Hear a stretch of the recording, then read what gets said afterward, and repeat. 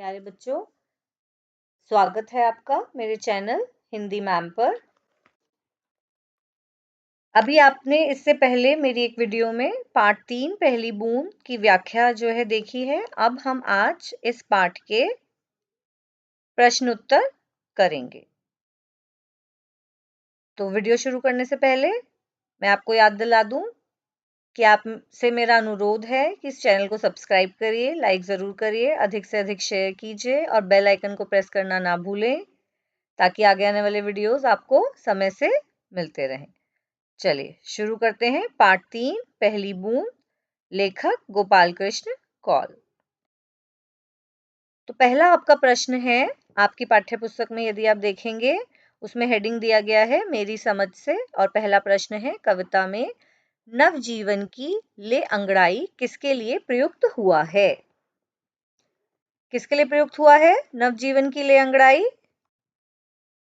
अंकुर के लिए, क्योंकि जो अंकुर हैं वो नवजीवन की अंगड़ाई लेकर जो है धरती से पहली बूंद पड़ने पर निकल आए हैं। अगला आपका प्रश्न है नीले नयनों सा यह अंबर, काली पुतली से ये जलधर। इसमें काली पुतली क्या है? काली पुतली है बादल। आगे बढ़ते हैं। मिलकर करे मिलान। तो यहाँ पे आपको एक जो है टेबल दी गई है और कुछ पंक्तियां दी गई हैं और आगे उसका भावार्थ दिया गया है। आपको इसका मिलान करना है सही उत्तर के साथ। तो आपका प्रश्न है कविता की कुछ पंक्तियां नीचे दी गई हैं, इन पंक्तियों में कुछ शब्द रेखांकित हैं, दाहिनी और रेखांकित शब्दों के भावार्थ दिए गए हैं, इनका मिलान कीजिए। तो ये रहे आपके सही उत्तर। आसमान में उड़ता सागर। व्याख्या करते समय कविता की मैंने आपको बताया था, कवि ने उड़ता सागर किसे कहा है? बादल को कहा है। लगा बिजलियों के स्वर्णिम पर। तो हमारा जो भावार्थ है उड़ता सागर से वो है बादल। बजा नगाड़े जगा रहे हैं बादल धरती की तरुणाई। तो कौन नगाड़े बजा रहे हैं? मेघ। मेघ जो गर्जना कर रहे हैं वही नगाड़े की ध्वनि के समान सुनाई दे रही है। तो इसका सही भावार्थ हो गया मेघ गर्जना। आगे है नीले नयनों सा यह अंबर, काली पुतली से ये जलधर। तो ये जो अंबर है नीले नयनों के समान है ऐसा कवि ने कहा है और इसका उत्तर हो गया आकाश, क्योंकि नीले नयनों सा का भावार्थ है आकाश। वसुंधरा की रोमावली सी, हरी धूप पुल की मुस्काई। तो रोमावली के समान जो है हरी धूप जो है वो मुस्का रही है, प्रसन्न हो रही है। तो इसका भावार्थ रोमावली सी का हो गया हरी धूप, क्योंकि कवि ने जो है हरी धूप के लिए ही रोमावली सी शब्द का प्रयोग किया है। अगला आपका प्रश्न है पंक्तियों पर चर्चा। कविता में से चुनकर कुछ पंक्तियां नीचे दी गई हैं, इन्हें ध्यान से पढ़िए और इन पर विचार कीजिए। आपको इनका अर्थ समझ में आया? अपने विचार कक्षा में अपने समूह में साझा कीजिए और अपनी लेखन पुस्तिका में लिखिए। तो आपकी सुविधा के लिए यहाँ पे मैंने इसका उत्तर दिया हुआ है। पहली पंक्ति है आसमान में उड़ता सागर, लगा बिजलियों के स्वर्णिम पर, बजा नगाड़े जगा रहे हैं बादल धरती की तरुणाई। यदि आपको इसकी व्याख्या समझ में ना आए तो आप मेरा जो है वीडियो देख सकते हैं जिसमें मैंने इस पाठ की व्याख्या की है। चलिए अब इसके उत्तर को देखते हैं। इन पंक्तियों में कवि कहना चाहते हैं कि आसमान में मानो सागर ही बादल बनकर उड़ रहा है और वह स्वयं बिजली रूपी सुनहरे पंख लगाकर नभ यानी आकाश में उड़ान भर रहा है। बादलों के टकराने से जो ध्वनि उत्पन्न हो रही है वह नगाड़े की आवाज के समान ही तेज है और इस आवाज से बादल धरती में नई चेतना जगा रहे हैं। और मैंने आपको नीचे कुछ ही पंक्तियां दी हैं, आप देख सकते हैं विशेष लिखकर, तो आप इनका भी प्रयोग कर सकते हैं अपने उत्तर में। इससे आपका उत्तर जो है और अधिक सुंदर बन पड़ेगा। तो मैंने आपको यहाँ पे एक पंक्ति दी है विशेष में, यानी इस पंक्ति की विशेषता बता रही है कि कवि की अप्रतिम उपमाओं से कविता अत्यंत सुंदर बन पड़ी है। जैसा कि आप देख सकते हैं कवि ने इस पूरी कविता में कई उपमाओं का प्रयोग किया है। और स्वर्णिम शब्द का क्या अर्थ है? सुनहरा, तरुणाई, यौवन या जवानी, पर यानी पंख, नगाड़े, एक प्रकार का वाद्य यंत्र।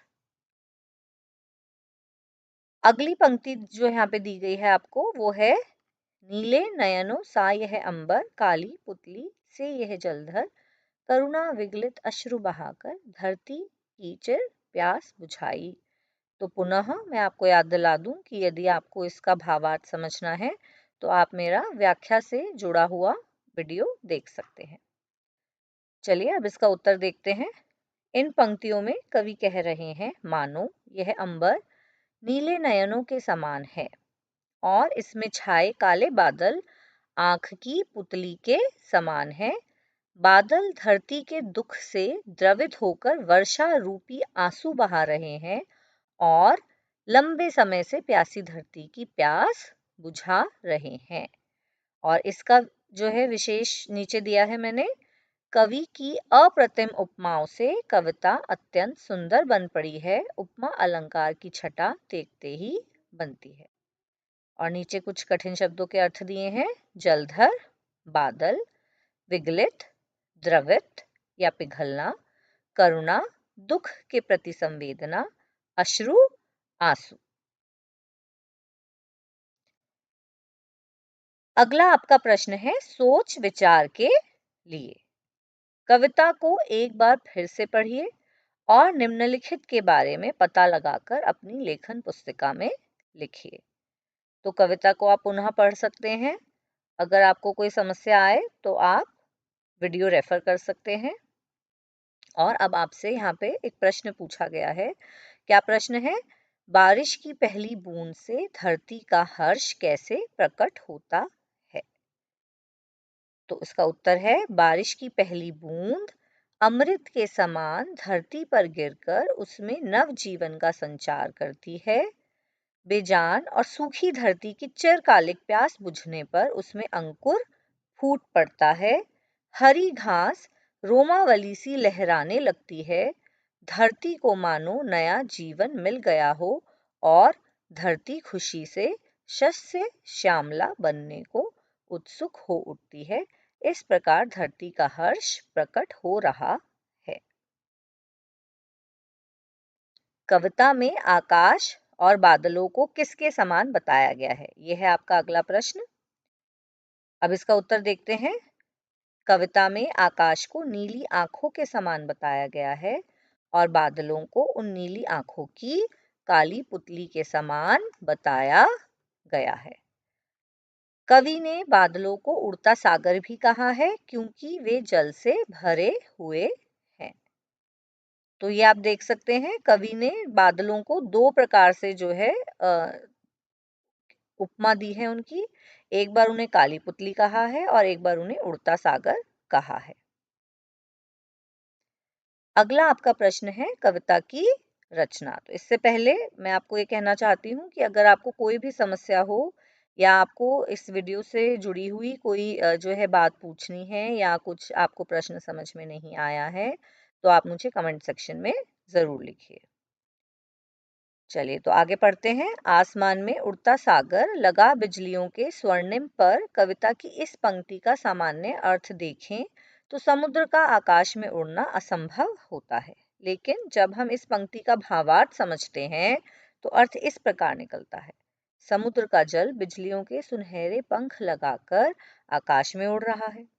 ऐसे प्रयोग न केवल कविता की सुंदरता को बढ़ाते हैं बल्कि उसे आनंददायक भी बनाते हैं। इस कविता में ऐसे दृश्य को पहचानें और उन पर चर्चा करें। तो हमने काफी चर्चा की है इन सब चीजों जो है उपमाओं के ऊपर, और आप चाहें तो अपने साथियों के साथ इस पे पुनः चर्चा जरूर करें। आगे बढ़ते हैं। अगला आपको यहाँ पे एक सेक्शन दिया गया है, शब्द एक अर्थ अनेक। शब्द एक अर्थ अनेक अर्थात शब्द तो एक ही है लेकिन उसके अर्थ जो हैं अनेक हैं। जैसे आपकी पाठ्य पुस्तक में ये जो कविता है इसके अंदर ही एक शब्द आया है पर। पर का यहाँ पर जो अर्थ है वो है पंख, लेकिन पर जो है आप इस्तेमाल करते हैं, परंतु के लिए भी इस्तेमाल करते हैं यहाँ पर, है ना। तो इस प्रकार शब्द एक ही है लेकिन उसके अर्थ जो है एक से अधिक हो सकते हैं। तो उसी प्रकार यहाँ पे उन्होंने एक शब्द लिया है इस कविता से, वो है फूटना। तो अंकुर फूट पड़ा धरती से, नवजीवन की ले अंगड़ाई। कविता में इस पंक्ति में फूटने का अर्थ पौधे का अंकुरण है। ये तो हम पहले पढ़ चुके हैं। फूट का प्रयोग अलग अलग अर्थों में किया जाता है, जैसे फूट डालना, घड़ा फूटना आदि। अब फूट शब्द का प्रयोग ऐसे वाक्यों में कीजिए जहां इसके भिन्न भिन्न अर्थ निकलते हों, जैसे अंग्रेजों की नीति थी फूट डालो और राज करो। तो मैंने यहाँ पे आपको कुछ प्रयोग जो है बताए हैं फूट के, आप उन्हें देख लेते हैं हम। अंकुर फूटना, अंकुर फूटना आपकी जो है कविता में ही है। बारिश होने पर बीजों में नए अंकुर फूट पड़े। एक होता है फूट पड़ना, यानी कुछ मित्र हैं, ठीक है, कुछ दोस्त हैं, उनके बीच किसी बात को लेके जो है झगड़ा हो गया और उनमें अविश्वास उत्पन्न हो गया, तो हम इसे क्या कहेंगे, फूट पड़ना। जैसे अब इसका वाक्य मैंने बनाया है, पैसों के चक्कर में दो भाइयों में फूट पड़ गई। अगला प्रयोग हमने लिया है मुस्कान फूट पड़ना, यानी जब किसी के चेहरे पे मुस्कान छा जाए तो हम कई बार इस तरह से भी कहते हैं कि देखिए इसके चेहरे पे मुस्कान फूट पड़ी। तो अब इसका वाक्य हमने बनाया है, अपना नया खिलौना देखते ही बच्चे के चेहरे पर मुस्कान फूट पड़ी। अगला प्रयोग देखते हैं, किस्मत फूटना। ये प्रयोग जो है किया जाता है कई बार, आम भाषा में लोग इस तरह से कहते हैं कि अरे किस्मत ही फूट गई भाई इस इंसान की। तो कहते हैं अंग्रेजों के आते ही, हमने ये वाक्य बनाया है, अंग्रेजों के आते ही मानो भारतीयों की किस्मत ही फूट गई। जब अंग्रेज आए तो उन्होंने लंबे समय तक शासन किया हमारे देश पे, तो मानो हमारे देश की किस्मत ही फूट गई थी भारतीयों की। अन्यथा हम और तरक्की कर सकते थे उस समय पे। चलिए, तो मैंने आपको नीचे कुछ और प्रयोग भी बताए हैं, आप उनसे स्वयं वाक्य बना सकते हैं, जैसे घड़ा फूटना, सिर फूटना, जल की धारा फूट पड़ना, या आंख फूट जाना, या सर फूट जाना। इस तरीके के प्रयोग भी हमें देखने के लिए मिलते हैं। तो आप इन प्रयोगों से स्वयं वाक्य बनाइए। चलिए आगे बढ़ते हैं। अगला आपका सेक्शन है अनेक शब्दों के लिए एक शब्द। पहले हमने क्या किया, एक शब्द के अनेक अर्थ। अब हम क्या कर रहे हैं, अनेक शब्दों के लिए एक शब्द, यानी कुछ शब्दों से मिलकर एक वाक्यांश जो है जब होता है तो उसके लिए कोई एक शब्द का प्रयोग हम करते हैं। जैसे नीले नयनों सा यह अंबर, काली पुतली से ये जलधर।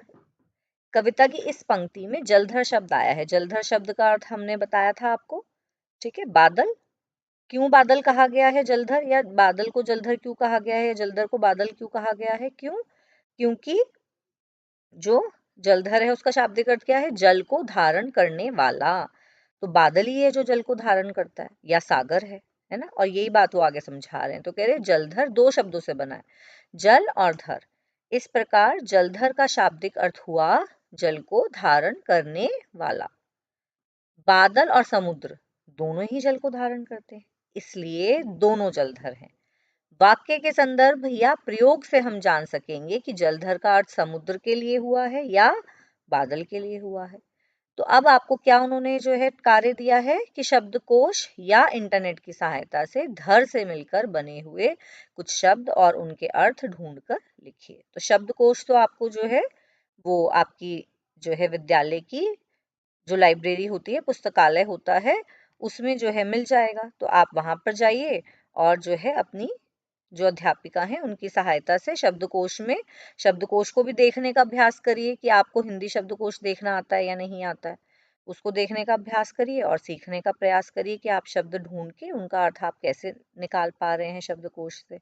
और इंटरनेट का प्रयोग तो आपको आ ही गया है, आप लोग सब करते हैं, इंटरनेट पे सुविधा से जो है हमें शब्दों के अर्थ मिल जाते हैं। तो हमने आपके लिए यहाँ पे कुछ शब्द लिए हैं। तो कह रहे हैं शब्दकोश या इंटरनेट की सहायता से धर से मिलकर बने कुछ शब्द और उनके अर्थ आपको ढूंढने हैं। तो ये नीचे मैंने आपको कुछ शब्द दिए हैं। क्या है, धर का अर्थ धारण करना। तो हमने क्या शब्द लिया, गिरिधर। तो गिरिधर पर्वत को धारण करने वाला, गिरि यानी पर्वत। मुरलीधर, मुरली यानी बांसुरी, मुरली को धारण करने वाला। गदाधर, गदा आपको पता है ना, भीम का जो है जो शस्त्र था वो गदा ही थी, है ना। तो गदा को धारण करने वाला, या हनुमान जी का जो शस्त्र है, प्रिय शस्त्र, वो भी गदा है, गदाधारी है वो भी। तो गदा को धारण करने वाला कौन? भीम भी हो सकता है, हनुमान जी भी हो सकते हैं। मुरली को धारण करने वाला कौन हुआ? कृष्ण। और गिरिधर, ये भी कृष्ण का ही नाम है। क्यों? क्योंकि उन्होंने गोवर्धन पर्वत उठा लिया था ना अपनी उंगली पे, तो उनका नाम पड़ गया गिरिधर। और फिर एक और शब्द कौन सा है? चक्रधर। चक्रधर यानी चक्र को धारण करने वाला। चक्र सुदर्शन चक्र को कहा जाता है। और कौन है चक्र को धारण करने वाला? भगवान विष्णु। तो इस प्रकार ये हमने कुछ प्रयोग लिए हैं। आप इससे अन्य या विलग होकर भी आप कुछ और अन्य शब्दों को शब्दकोश से अपने विद्यालय में, पुस्तकालय में जाके ढूंढने का प्रयास करिए। इससे आपको जो है शब्दकोश देखना भी आएगा। ठीक है, चलिए आगे बढ़ते हैं। अब आपको यहाँ पर एक शब्द पहेली दी गई है। इस शब्द पहेली में से आपको क्या करना है? दिए गए शब्द जो हैं उनका जो है जाल, जो है शब्द जाल जो दिया है, उसमें से आपको एक नीचे कुछ पंक्तियां दी गई हैं, उसमें से आपको ढूंढना है कि क्या शब्द जो है उनसे मैच करता है। चलिए देखते हैं। तो क्या क्या पंक्ति है? एक प्रकार का वाद्य यंत्र। क्या होता है वाद्य यंत्र? नगाड़ा। आपकी कविता में आया है ना नगाड़ा। आंख के लिए एक अन्य शब्द। तो आंख के लिए एक अन्य शब्द क्या आया है? इस जो है वर्ग पहेली के अंदर नयन शब्द आया है, तो हमने नयन यहाँ पे लिख दिया। फिर आगे जल को धारण करने वाला जलधर, बादल के लिए आया है। एक प्रकार की घास, क्या है वो? यहाँ पे दूब, दूब शब्द आया है यहाँ पे। और आंसू का समानार्थी अश्रु, और आसमान का समानार्थी शब्द अंबर। तो ये सारे ही शब्द जो हैं आप देख सकते हैं यहाँ पर हैं। जैसे कि आप देखिए यहाँ पर ये आपको मिल जाएगा नयन, नगाड़ा, दूब, अश्रु, जलधर। ठीक है, ये सारे शब्द जो हैं आपको यहाँ पर मिल जाएंगे। मैं फिर भी एक बार आपकी सहायता के लिए दोबारा से आपको दिखा देती हूँ। ये क्या है? नयन। ठीक है, फिर एक शब्द हमें क्या मिला? दूब। एक ये यहाँ पे हमें मिल गया नगाड़ा।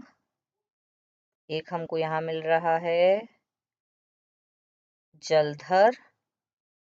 एक ये मिल गया हमको अश्रु। और ये लास्ट हमारा है अंबर। ठीक है, तो अब आप जो है इस तरह से भी छांट सकते हैं। और उसके अलावा यहाँ पे आपको मैंने सारे उत्तर उसके सामने ही लिख दिए हैं।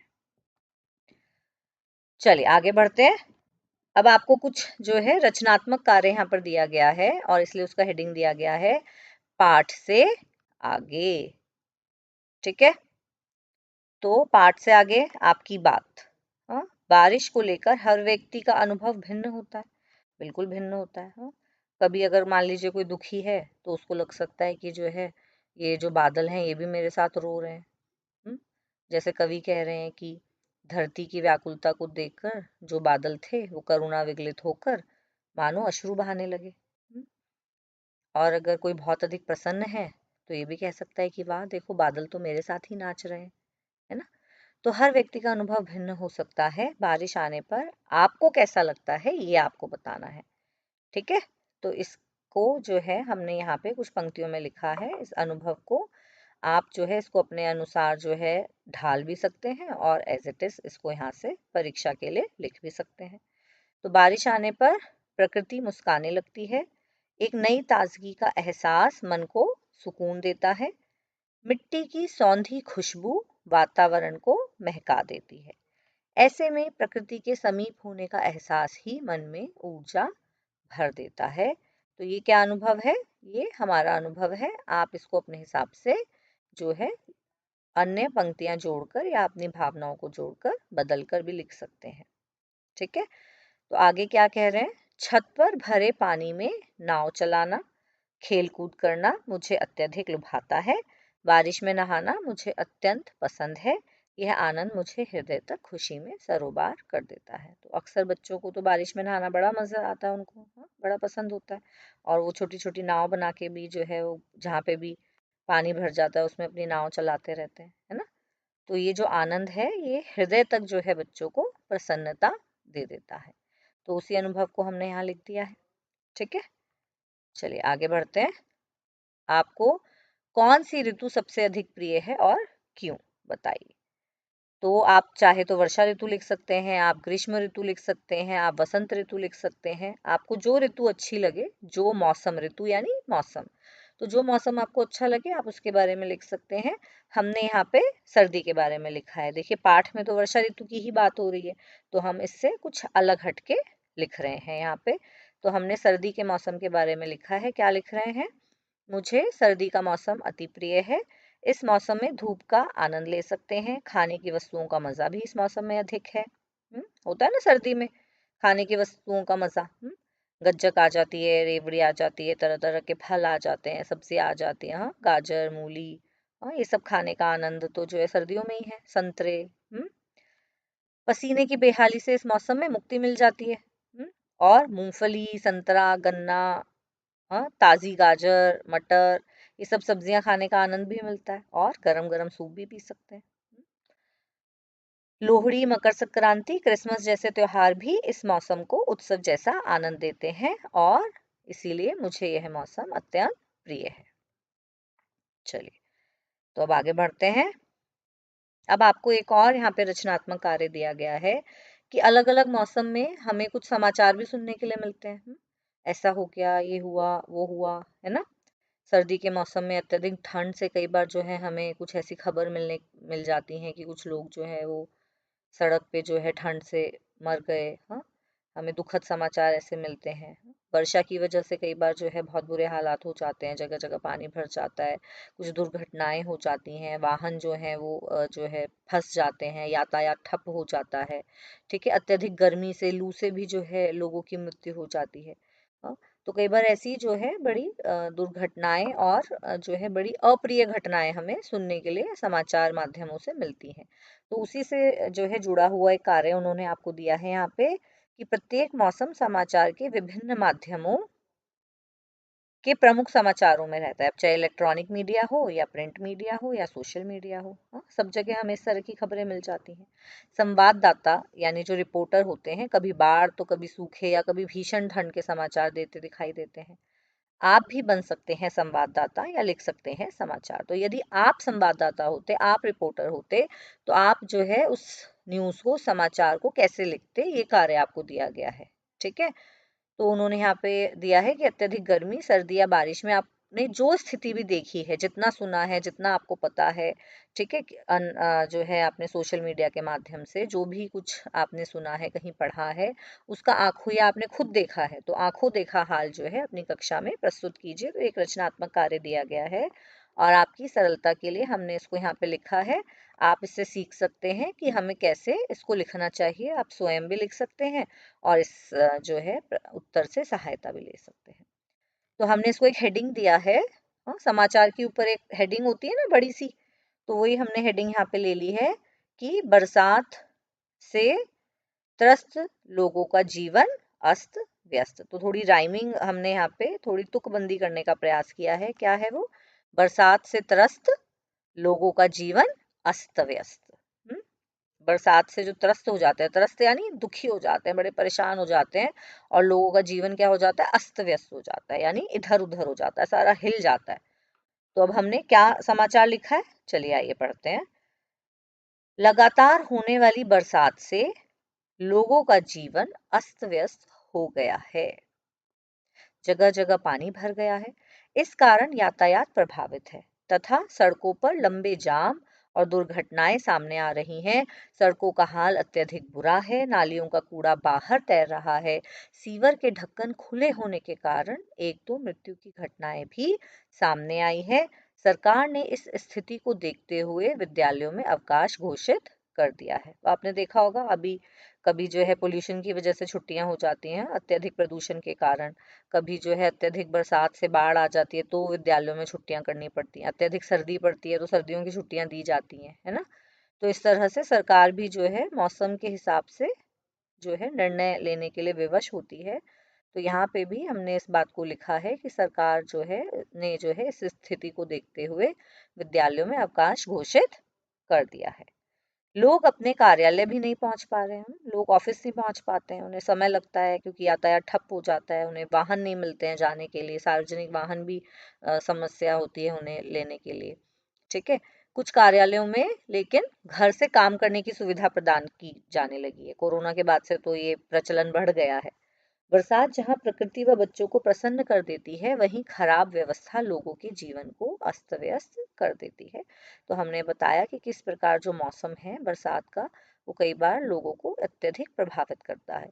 सरकार को हर वर्ष उत्पन्न होने वाली इन परिस्थितियों पर तत्परता से कार्य करना चाहिए ताकि इन स्थितियों से बिना नुकसान के निपटा जा सके। तो हम सरकार को हिदायत भी देना चाहते हैं एक संवाददाता होने के नाते कि आप जो है हर वर्ष जो है इसके ऊपर कार्यवाही करिए। ठीक है। समय समय पर कार्यवाही करिए, समय रहते कार्यवाही करिए, अन्यथा इस तरह की समस्याएं तो हर वर्ष उत्पन्न होती रहेंगी। ठीक है। और अधिक बरसात के कारण फसलों पर भी प्रभाव पड़ जाता है और प्रकृति को संतुलित करने के लिए हम सभी को अपनी जिम्मेदारी निभानी चाहिए। तो केवल सरकार की ही जिम्मेदारी नहीं है, किसी अन्य की ही जिम्मेदारी नहीं है, हम सभी की जिम्मेदारी है कि प्रकृति को बचाने के लिए हम सभी अपनी छोटे छोटे जो है जो भी हम उसके अंदर योगदान दे सकते हैं उनको हम जो है जरूर दें और इस प्रकृति को बचाने के लिए जो है हम सभी प्रयास करें। और नीचे क्या करेंगे, रिपोर्टिंग किसके द्वारा की गई है, तो आप अपना नाम लिख सकते हैं। मैंने यहाँ पे क ख ग लिख दिया है और आप अपने शहर का नाम लिख सकते हैं। इस प्रकार जो है आप अपने इस उत्तर को जो है लिख सकते हैं एक संवाददाता के तौर पर।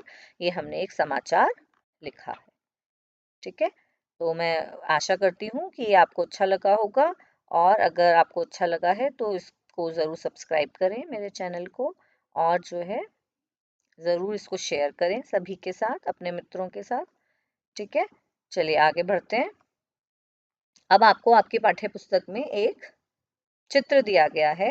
ये चित्र देखिए आपको यहाँ पे दिख रहा है और इसको एक हेडिंग दिया है उन्होंने, सृजन। सृजन का क्या अर्थ है, क्रिएटिव, है ना, कुछ क्रिएशन नया। तो उन्होंने क्या प्रश्न दिया है कि नाम देना भी एक क्या है, सृजन है, कुछ क्रिएशन है, कुछ नया करना है। तो ऊपर दिए गए चित्र को हम ध्यान से देखिए और इसे एक नाम दीजिए। ठीक है। तो हमने यहाँ पे इसको उत्तर दिया है, हमने इसको नाम दिया है मरु मरीचिका। मरु यानी रेगिस्तान, तो चित्र में हमें रेगिस्तानी भूमि ही लग रही है और इसके अंदर जो है हमें दूर से जो है एक ये जो कहीं दूर हमें उस रेगिस्तान में एक जो है कली खिली हुई मिल गई है। ठीक है। तो कई बार क्या होता है कि रेगिस्तान में दूर से देखने पे भी ऐसा दूर से देखने से तो ऐसा लगता है कि वहां पे कुछ है, लेकिन जब पास पहुंचते हैं तो कुछ होता ही नहीं है। उसी को कहते हैं मरीचिका यानी भ्रम। ठीक है। तो इसीलिए हमने इसको नाम दिया है मरु मरीचिका। ठीक है। आपको नाम अच्छा लगे तो आप इसका प्रयोग करिए, नहीं तो आप अपनी इच्छा से भी कोई नया नाम दे सकते हैं। ठीक है। चलिए तो आगे बढ़ते हैं। अब आपको यहाँ पे एक मैंने आपको कहा था नगाड़े का चित्र, तो ये नगाड़ा बजा रहा है व्यक्ति। नगाड़े जो है वाद्य यंत्र का जो है नाम कवि ने लिया है इस कविता में और जो है वो अब नगाड़े के बारे में यहाँ पे बता रहे हैं आपको। तो इसको हम ध्यान से सुन पढ़ लेते हैं कि इस कविता में नगाड़े की ध्वनि का उल्लेख है। बजा नगाड़े जगा रहे हैं बादल धरती की तरुणाई, तरुणाई यानी यौवन। नगाड़ा भारत का एक पारंपरिक वाद्य यंत्र है। आप जो है अगर कहीं जो है बड़े मंदिरों में जाएंगे तो आप देखेंगे वहां मंदिरों के बाहर आपको इस तरीके से नगाड़े रखे हुए मिल जाएंगे। ठीक है। अभी जब राम मंदिर की स्थापना हुई तो वहां पर भी बड़े सारे इस तरीके के नगाड़े जो है रखे गए। हाँ? समय समय पर इन वाद्य यंत्रों को का प्रयोग किया जाता है उत्सवों के समय पे या किसी विशेष दिन। तो नगाड़ा जो है एक पारंपरिक वाद्य यंत्र है और कुछ वाद्य यंत्रों को उन पर चोट कर बजाया जाता है, जैसे ढोलक, नगाड़ा, डमरू, डफली आदि। तो ये सब भी जो है थाप वाले, हाँ, थाप दे के बजाने वाले वाद्य यंत्र हैं। ढोलक पे भी थाप दे के बजाया जाता है, नगाड़े को भी जो है थाप कर बजाया जाता है, डमरू की ध्वनि को भी चोट करके, है ना, डमरू डम डम, वो उसकी जो डोरी होती है उससे उसके ऊपर जब टच होता है तो बजता है। टफली जो है वो भी हाथ की थाप से बजाई जाती है। तो इनको किसी ना किसी प्रकार की चोट से बजाया जाता है, ये आपको समझाया गया है यहाँ। और नगाड़ा प्रायः लोक उत्सवों के अवसर पर बजाया जाता है, जैसे अभी हमने जो है इस पे चर्चा की। और होली जैसे लोक पर्व के अवसर पर गाए जाने वाले गीतों में इसका प्रयोग होता है कई स्थानों पे। हाँ, और नगाड़े जो होते हैं उनको जो है जोड़े में भी बजाया जाता है, यानी एक की जगह दो नगाड़े होंगे, जिसमें एक की ध्वनि पतली होगी और दूसरे की मोटी होती है उसके आकार के अनुसार। जैसे आपने तबले में देखा होगा, तबले में आपने देखा होगा एक थोड़ा सा बड़ा तबला होता है, एक थोड़ा पतला तबला होता है, और दोनों की ध्वनि अलग होती है और दोनों को जोड़े में बजाया जाता है। तो इसी प्रकार जो नगाड़ा होता है उसको भी जोड़े में बजाया जाता है। ठीक है, तो ये आपकी जो है जानकारी के लिए जो है दिया गया था। अब हम आगे बढ़ते हैं। आगे है खोजबीन। तो अब उन्होंने आपको एक वाद्य यंत्र के बारे में बताया, और अब वो क्या कह रहे हैं कि आपके यहाँ उत्सवों में कौन कौन से वाद्य यंत्र बजाए जाते हैं, उनके बारे में जानकारी एकत्र करें और अपने समूह में उस पे चर्चा करें। तो हमने यहाँ पे आपके लिए जो है कुछ पंक्तियां लिख दी हैं इससे जुड़ी हुई, कि हमारे यहाँ उत्सवों में ढोल, मंजीरा, शहनाई, तबला, हारमोनियम, बांसुरी जैसे वाद्य यंत्र बजाए जाते हैं। तो ढोल तो आप सभी ने देखा है। मजीरा जो है आपने मंदिरों में देखा होगा बजाते हुए। ठीक है, कीर्तन इत्यादि में महिलाएं उसका प्रयोग करती हैं। शहनाई जो है वो शादी इत्यादि में बजाया जाता है। तबला से आप सभी जो है वाकिफ हैं। और हारमोनियम आपने अपने विद्यालयों में देखा होगा, ये जो है तबला, हारमोनियम, बांसुरी। तो इस तरीके के वाद्य यंत्र जो हैं उनका प्रयोग हमारे यहाँ उत्सवों में किया जाता है। कुछ विशेष उत्सवों में नगाड़ा भी बजाया जाता है। वाद्य यंत्रों की थाप व ध्वनि का लोग आनंद लेते हैं। तो जब कोई भी वाद्य यंत्र बजाया जाता है तो उसकी जो ध्वनि होती है उस पे लोग जो है आनंद लेते हैं, मजा करते हैं। ठीक है, तथा नृत्य भी करते हैं। और वाद्य यंत्र उत्सव में चार चांद लगा देते हैं। उन्हें बजाने का भी अपना एक आनंद है, क्योंकि वाद्य यंत्रों को लोग बजाना सीखते हैं, उनको बजाने में उन्हें आनंद का अनुभव होता है। तो इस बात को हमने यहाँ पे लिख दिया है। अब यहाँ पे आपको जो है एक छोटी सी अलग से गतिविधि दी गई है, जिसमें आपको दिया गया है कि आपको एक इंद्रधनुष बनाना है, और इसका आप देख सकते हैं शीर्षक भी है, आइए इंद्रधनुष बनाएं। बारिश की बूंदें न केवल जीव जंतुओं को राहत पहुंचाती हैं, बल्कि धरती को हरा भरा भी बनाती हैं। कभी कभी ये बूंदें आकाश में बहुरंगी छटा बिखेरती हैं, जिसे इंद्रधनुष कहा जाता है। आप भी एक सुंदर इंद्रधनुष बनाइए और उस पर एक छोटी सी कविता लिखिए, इसे कोई प्यारा सा नाम भी दीजिए। तो जो इंद्रधनुष है आप देख सकते हैं इस बॉक्स में, यहाँ पर हमने आपके लिए एक चित्र जो है वो बना दिया है। आप अपने इच्छा से एक जो है इंद्रधनुष बना भी सकते हैं, या इंटरनेट की सहायता से कोई अन्य चित्र ले सकते हैं। इंद्रधनुष जो है वो कैसे बन जाता है आकाश में? इंद्रधनुष बनता है जब सूर्य की जो किरणें होती हैं वो जब जो आकाश में वर्षा की बूंदें होती हैं, या जो मॉइस्चर जो है आकाश में रहता है, जब उसमें से गुजरती हैं तो जो है क्या होता है, वो जो लाइट है, सूर्य का जो प्रकाश है, वो जो है 7 रंगों में बिखर जाता है। इससे ही वहां पे क्या बन जाता है, इंद्रधनुष बन जाता है। तो आपने इंद्रधनुष देखा है या नहीं देखा है, इस विषय में मुझे जरूर कमेंट सेक्शन में बताइए। ठीक है, और आपके लिए हमने यहाँ पे एक छोटी सी कविता जो है वो लिख दी है। आप चाहें तो इसका प्रयोग कर सकते हैं, या आप चाहें तो इसी में अपनी कुछ जो है पंक्तियां और ऐड करके एक कविता बना सकते हैं, या कोई और अन्य कविता भी लिख सकते हैं। तो हमने इसे शीर्षक दिया है सतरंगी इंद्रधनुष। 7 रंग हैं गगन में छाए, मिलकर ये इंद्र धनुष बनाए। इसकी बहुरंगी छटा लहराए, देख सभी का मन हर्षाए। इससे ही है अंबर की शान, सब करते हैं इसका गुणगान। ठीक है, तो आप जो है इन पंक्तियों का जो है प्रयोग कर सकते हैं अपनी इस गतिविधि में। ठीक है, और आपने इंद्रधनुष देखा या नहीं जरूर बताना मत भूलिएगा। चलिए आगे बढ़ते हैं। अब यहाँ पर आपको जो आपका ये पाठ अंत होता है, इसके बाद आपको एक जो है कवि हैं अयोध्या सिंह उपाध्याय हरिऔध, उनकी एक जो है कविता है एक बूंद, उसकी 4 पंक्तियां आपको यहाँ पर दी गई हैं। जो निकलकर बादलों की गोद से, थी अभी एक बूंद कुछ आगे बढ़ी, सोचने फिर फिर यही मन में लगी, आह क्यों घर छोड़कर मैं यूं बढ़ी। तो बहुत ही सुंदर पंक्तियां हैं। आप चाहें तो इन पंक्तियों के विषय में कुछ बताना चाहते हैं, अपनी बात रखना चाहते हैं तो कमेंट सेक्शन में लिखिए। ठीक है, तो आगे बढ़ते हैं हम वीडियो के अंत में। आज का विचार, प्रकृति से मिलने वाला आनंद अमिट है। ठीक है, आशा करती हूँ ये वीडियो आपके लिए सहायक होगी। यदि आपको यह वीडियो अच्छी लगी हो तो इसको ज़रूर लाइक करिएगा, अधिक से अधिक अपने मित्रों के साथ शेयर कीजिएगा और जो है इस चैनल को, हिंदी मैम को सब्सक्राइब करना मत भूलिएगा। धन्यवाद।